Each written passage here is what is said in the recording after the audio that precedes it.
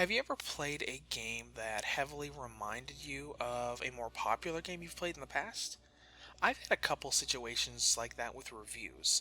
When I reviewed Blue Beacon on PlayStation Mobile, it was borderline a ripoff of Super Mario Bros. And when I played Adventure Time Secret of the Nameless Kingdom, a lot of it was almost exactly the same, gameplay-wise, as The Legend of Zelda: A Link to the Past. Today, I have another game to review that gave me a similar feeling, except this time, it's for a Sega franchise. Here is my review of the 2D platformer 10 Second Ninja X.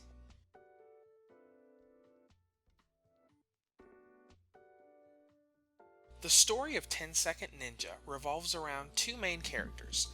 Your character, a blue ninja that functions as the guardian of the forest and all of the animals within it, and a pirate that visits the forest, steals, kidnaps all of the animals, and traps them inside robots that he sicks on the ninja. After this happens, the ninja is taken to the pirate ship where he's put through a lot of challenges to be able to free the animals while also essentially challenging the reputation the blue ninja has as being the fastest person alive.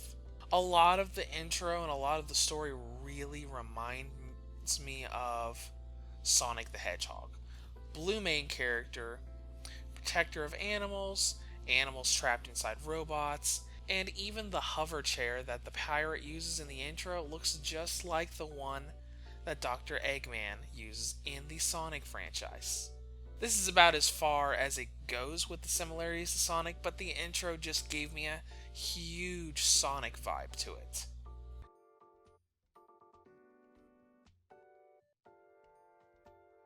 "10 Second Ninja X" is actually a remake of sorts, or an expansion, of the original game called 10 Second Ninja. By genre, it would be considered a 2D platformer with puzzle and time management elements thrown into the mix.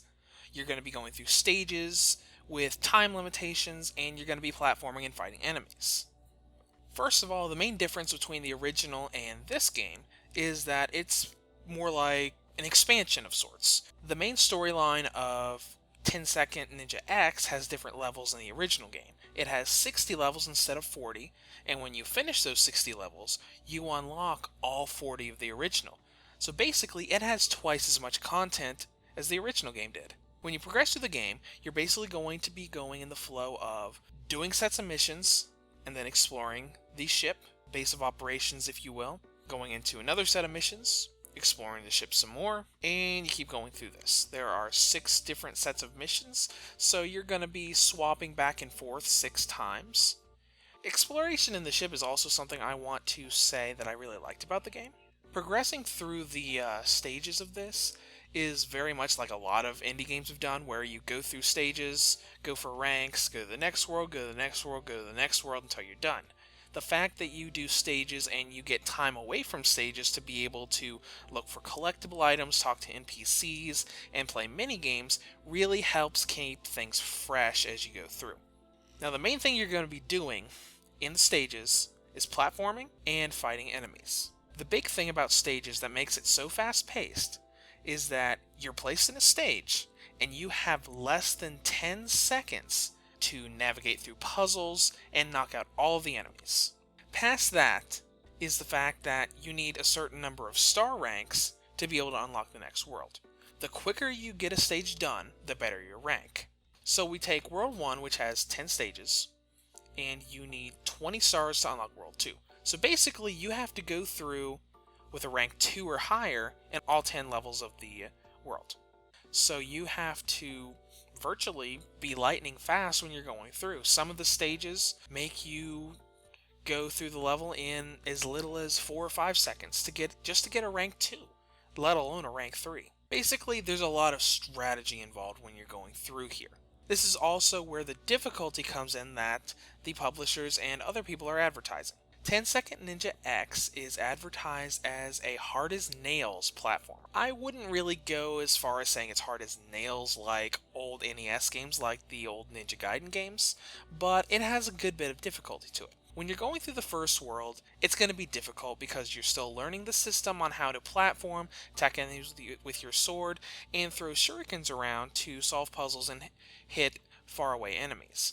But once you get World 1 done, you're pretty much going to be in the flow of things, and with the proper planning and reflexes, the rest of the game shouldn't be abnormally hard.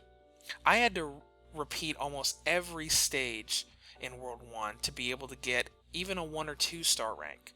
But after I got to World 2, I probably only had 4, maybe 5 stages for all of Worlds 2, 3, 4, 5, and 6 that I had to repeat it all. And that was mostly just to get a 2 star rank because I got a 1 star rank the first time I went through it.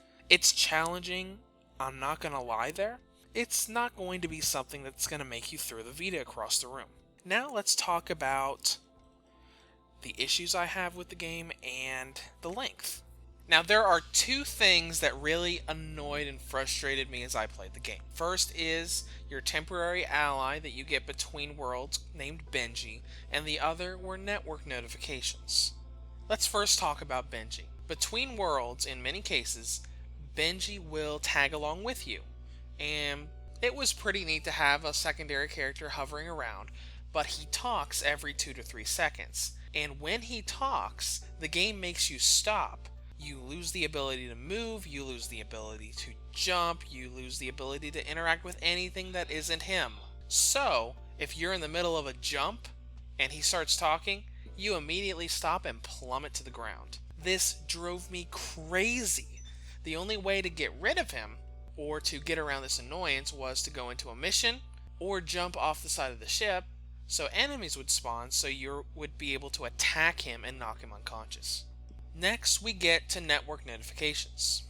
The game constantly tries to access the leaderboards when you're at the stage select screens. If your internet is popping in and out, or you have flight mode enabled, it's going to constantly check and give you pop-ups away from the game to tell you that the internet connection is turned off or the flight mode's enabled. So if you're on the go, running around in flight mode with your Vita, in a car, on the bus, riding the subway, sitting in a restaurant, every time you go to the stage select screen, you're going to see that pop-up that says flight mode is on. And if you want to go to the legacy stages, you're going to get a pop-up when you go to the normal stage select, and you're going to get another pop-up when you go to the legacy stage select. It's really inconvenient, especially since these notifications on the PS4 version are just slight notifications that appear on the top of your screen that don't actually stop gameplay. The last thing to talk about is length. With every stage only potentially taking 10 seconds to do, you're probably thinking that this is going to be a very short game. It's true that there are a little over 100 missions to go through, and technically if you do all of them in 10 seconds, you could probably beat the game in about 100 minutes, but that's not realistic. Putting in time to do that, as well as time to look around and plan at the beginning of stages, doing the story missions, looking for collectibles and doing the story you have to do between worlds, you're probably looking at more or less 3 to 4 hours. So, 3 to 4 hours, it's not bad when you're only paying $5 for the game.